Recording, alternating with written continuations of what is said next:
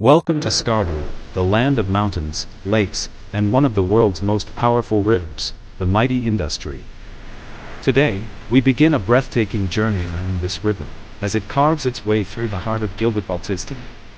The Indus River, known as Skardu in ancient times, is not just a river, it is a lifeline. Flowing from Tibet, across Ladakh, into Pakistan's north, and stretching all the way down to the Arabian Sea, it has shaped civilizations for thousands of years. Here in Skardu, the Indus takes on a magical form. Surrounded by rugged cliffs and snow-covered peaks, its waters reflect both beauty and power. For the people of Skardu, it is more than scenery, it is survival, providing water, fish, and fertile land to farmers.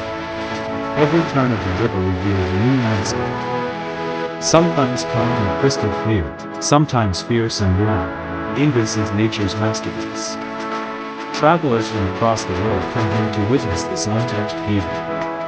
Life in Skardu revolves around the industry villages are built along its banks, children across handmade bridges to learn swimming, and farmers rely on its waters for their crops. The river is deeply woven into the culture and traditions of Baltistan. For adventurers, the Indus offers more than views.